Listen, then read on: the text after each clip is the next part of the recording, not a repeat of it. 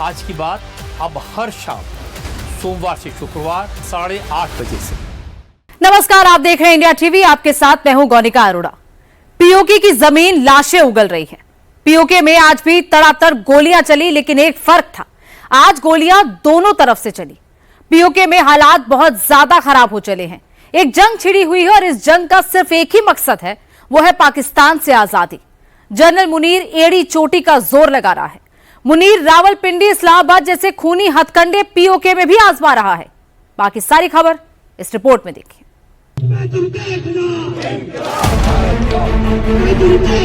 PoK में मुनीर ने कितनी लाशें गिरा दी?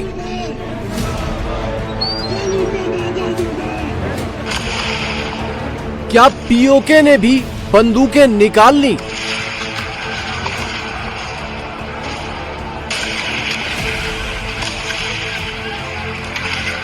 हमें रावलकोट के लहू का हिसाब चाहिए, हमें कोटली के लहू का हिसाब चाहिए। आर्मी चीफ फील्ड मार्शल अगर इरादा कि मैं बलोचिस्तान की तरह इस कश्मीर की भी गुजर सकूं। एक कश्मीर तू सारे बाप नहीं चाहती, नहीं है, नहीं है। मान न मान, मुनीर को हराएगा अमान।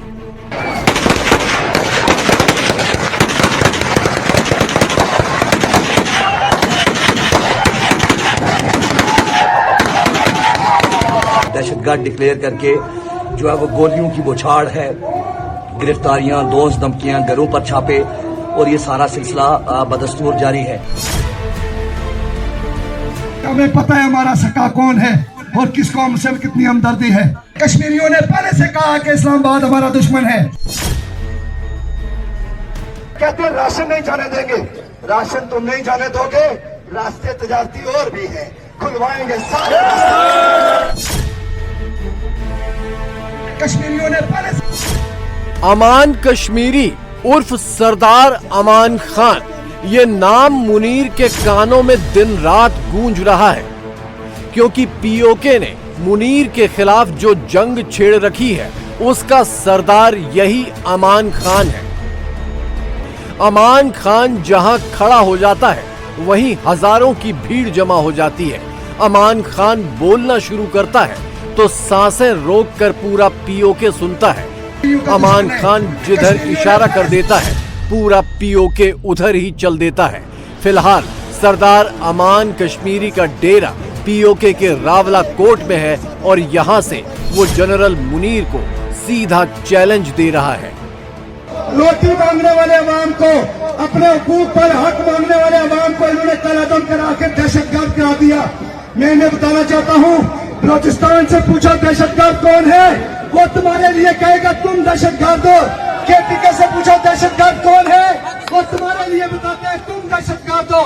गिलगित बल्तिस्तान से पूछो, पंजाब से पूछो, सिंध से पूछो, और आज कश्मीर से पूछो कि कौन दहशतगर्द है। दहशतगर्द हो।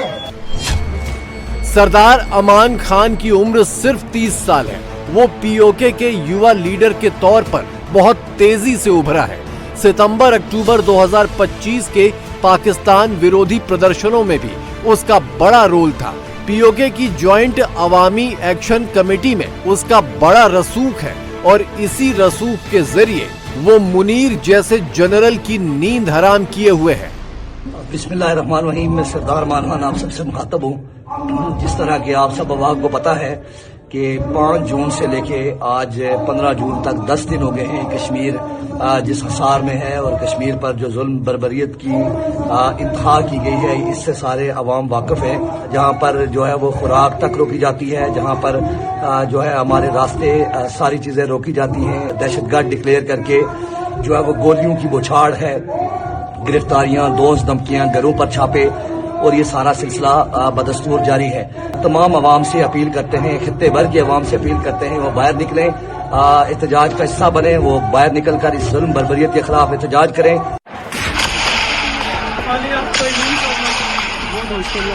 मुनीर की फौज ने वाकई जुल्म और बर्बरियत की सारी इंतहा पार कर दी है, लेकिन पीओके अब अपने लोगों की लाशें और गिरने देने को तैयार नहीं है। मुकाबला अब बराबरी का होगा और जहां मौका मिल रहा है पीओके के लोग मुनीर के फौजियों को घेर रहे हैं। बंदूकें दोनों तरफ से चल रही हैं।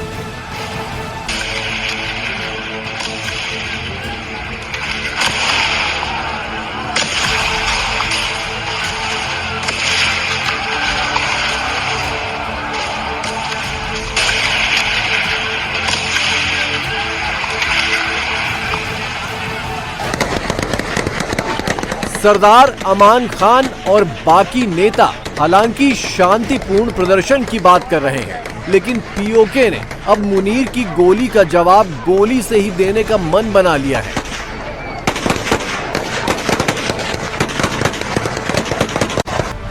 मुनीर के निशाने पर सिर्फ सरदार अमान खान नहीं बल्कि कुल 4 नाम हैं। शौकत नवाज मीर, सरदार अमान खान, उमर नजीर और ख्वाजा मेहरान अरशद चारों अवामी एक्शन कमेटी के बड़े लीडर हैं और इन चारों को ही मुनीर ने आतंकवादी घोषित कर दिया है। लेकिन सरदार अमान की ही तरह पीओके का एक और बड़ा नेता मेहरान अरशद भी पीओके के चौक चौराहों से मुनीर को डायरेक्ट चेतावनी दे रहा है। आर्मी चीफ फील्ड मार्शल अगर इरादा है कि मैं बलोचिस्तान की तरह इस कश्मीर की भी कुचल सा, अगर इरादा है कि मैं कैसी कई तरह इस कश्मीर की कुचल सा, तो फिर मैं उसकी बात चढ़ाया। एक कश्मीर तू सारे बाप नहीं चाहती नहीं है, एक कश्मीर याद आया, एक कश्मीर याद आया। और इसका फैसला कश्मीरी कसन असा की इस वक्त तक 100 से ज्यादा लाश क्यों दी गई, असा की इस वक्त तक 300 से ज्यादा नौजवानों की गोलियां क्यों मारिया गई, असा की इस वक्त तक 500 से ज्यादा जेल के अंदर नौजवानों की गिरफ्तार क्यों किया गया, असा की इस वक्त तक सीधे शब्द क्यों मारे गए। इस बात का जवाब जरूर देसो जवाब ले करे सा। पाकिस्तानी फौज ने 5 जून से प्रदर्शनकारियों पर फायरिंग शुरू की थी। 11 दिनों में कितनी लाशें गिरा दी गईं, इसका सटीक आंकड़ा किसी के पास नहीं है, क्योंकि फौज लाशें भी गायब कर रही है, अस्पतालों में जाकर घायलों को भी मार रही है। कहा जा रहा है कि पीओके में 100 से ज्यादा लोग मार दिए गए हैं। कोटली, रावलाकोट, भिम्बर और डडियाल में प्रदर्शनकारियों को गोलियां मारी गई हैं। फजर के टाइम आगे फायरिंग होती है, उस एरिया से बाहर जहाँ पे सीज फायर है रावलाकोट, उससे बाहर प्रोटेस्टर्स है, वहाँ पे आगे फायरिंग हुई तो दहशतगर्द कौन हुआ। हमें रावलाकोट के लहू का हिसाब चाहिए, हमें कोटली के लहू का हिसाब चाहिए, हमें 79 लोगों पे फायरिंग का हिसाब चाहिए, हमें हमारे राइट्स का हिसाब चाहिए। पीओके के लोगों की काफी बड़ी तादाद ब्रिटेन में भी है और ये लोग कश्मीरियों की लाशों के पुतले लेकर लंदन में पाकिस्तानी उच्चायोग पर हमलावर हैं। पाकिस्तान हाई कमीशन के बाहर खड़े होकर पीओके के लोग दिन रात मुनीर और उसकी कठपुतलियों को कोस रहे हैं। आज तुमने कहा कि हमें 5 लाख दिन मिले, राख एजेंट सरकारी तुम ही हो राख एजेंट, लेकिन तुम हमारे पे पलते हो। हम तुमसे एक मेरे भाई के खून की बूंद का बदला लेंगे। कश्मीरी वहाँ भी जहाँ भी ये मारे मुफ्त नहीं है, हम तुमको छोड़ते नहीं। रेंजर के ब्रिगेडियर और जनरल तुम जो भी हो दुख में हराम हो। मुनीर इतना बेशर्म हो चुका है कि अपनी झूठी अकड़ में पीओके को भूखा मारने पर भी आमादा हो गया है। पाकिस्तान से राशन लेकर पीओके जाने वाले ट्रक पीओके से पहले ही रोक लिए जा रहे हैं।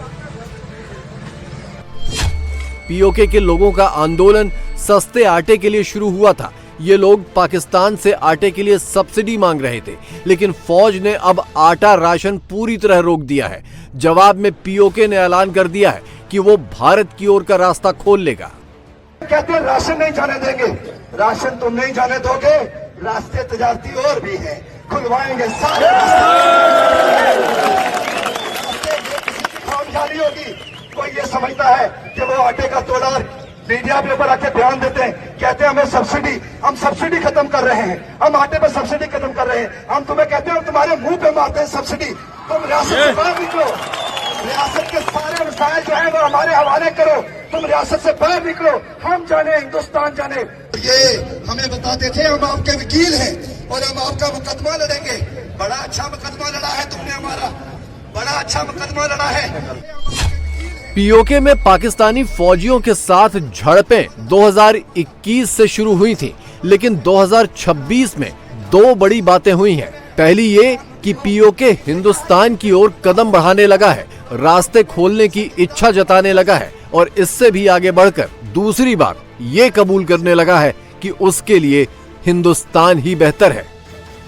हिंदुस्तान बेहतर है, हिंदुस्तान बेहतर है, हिंदुस्तान बेहतर है, काफिरों से। मसला लोकल था, आजाद कश्मीर के लोग निकले थे, हल कर लेते बातचीत करके, वहां कत्लो गारत करके इसको इंटरनेशनलाइज कर दिया गया। अब ओवरसीज पाकिस्तानी वो इसमें शामिल हो चुके हैं। जरा सुने उनके तासुरात, मतलब उनके नारे सुने और उनकी तादाद देखें, आपको पता चलेगा। इतने तो किसी सियासी जमात के लिए कभी इकट्ठे नहीं हुए, क्योंकि यहां पे आपने लोगों को उनके खित्ता जमीन के लिए इकट्ठा कर दिया है, सब इकट्ठे हो गए हैं। देखें, नौबत यहां तक नहीं आनी थी अगर हर चीज का ताकत से हल ना तलाश किया जाता, लेकिन क्योंकि ताकत जब होती है और अनचेकर्ड पावर होती है तो वो करप्ट कर देती है।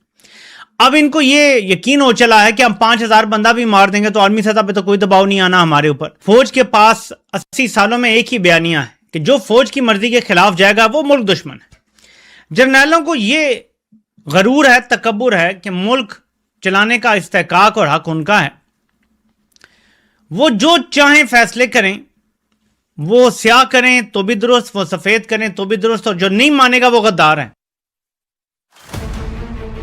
पाकिस्तानी फौजें बहुत तेजी से पीओके में घुसती जा रही हैं। मुजफ्फराबाद और रावलाकोट की सड़कों पर फौजी गाड़ियों के भागते हुए काफिले लगातार दिखाई दे रहे हैं।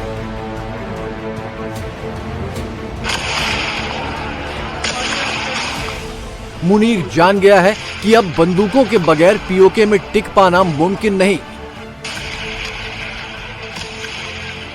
लेकिन ये बंदूकें भी कब तक काम आएंगी? खतरा किसे है?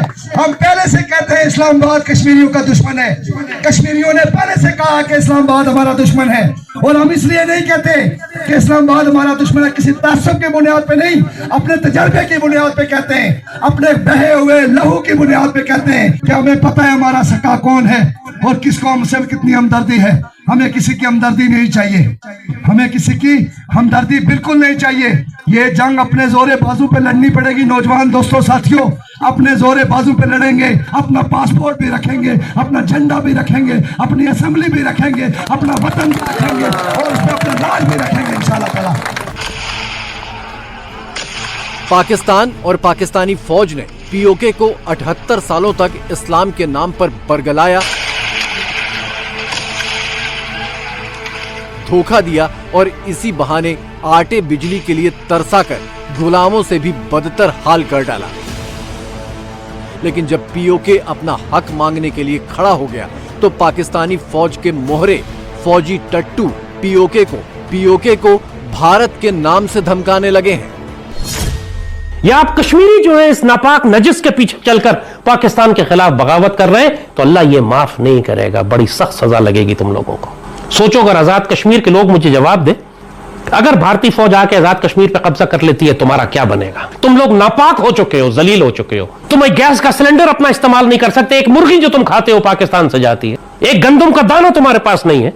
किस बात पर भड़क रहे हो तुम कि हम अपना पासपोर्ट बना लेंगे और अपना मुल्क बना लेंगे?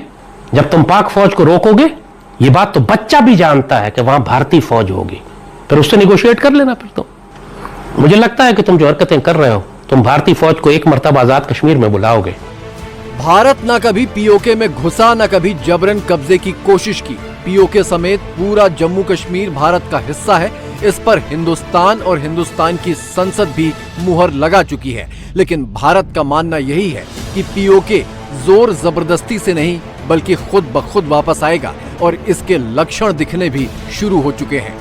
मुझे हैरत इस बात पे होती है कि सिक्योरिटी फोर्सेस क्रैकडाउन करते हैं, काफी लोग जख्मी हो जाते हैं, हर दफा दर्जनों लोग जख्मी हो जाते हैं और लोग शहीद भी हो जाते हैं, लेकिन इसके बावजूद कश्मीरी हार नहीं मानते, वो दोबारा इकट्ठे हो जाते हैं, वो फिर मैदान लगा लेते हैं। अब तो खवातीन भी बीच में आना शुरू हो गई हैं, इंटरनेट बंद है, ट्रांसपोर्ट और रास्ते बंद हैं, कशीदगी का खतरा लगातार बढ़ता चला जा रहा है, खत्म नहीं हो रहा। और सरकारी टीवी दावा कर रहे हैं कि सब कुछ नॉर्मल है। बिल्कुल वैसे ही दावा कर रहे हैं जिस तरह सरकारी टीवी कहते थे कि बांग्लादेश में सब कुछ नॉर्मल है, और फिर हमने देखा कि पाकिस्तान 2 टुकड़े हो गया। तो सरकारी टीवी तो हमेशा से आपको चीज़ें नॉर्मल करके बताते हैं, लेकिन हालात ग्राउंड में वैसे नहीं है। जो आज़ाद कश्मीर से इत्तलात आ रही हैं, लोग डटे हुए हैं। पीओके में मुनीर की आखिरी चाल बस यही बाकी रह गई है कि वो अवामी एक्शन कमेटी के 4 नेताओं को गायब करवा दे या कत्ल करवा दे। लेकिन अगर मुनीर ने ऐसी गलती कर दी तो पूरा पीओके फट पड़ेगा और ये धमाका इस्लामाबाद को भी दहला देगा।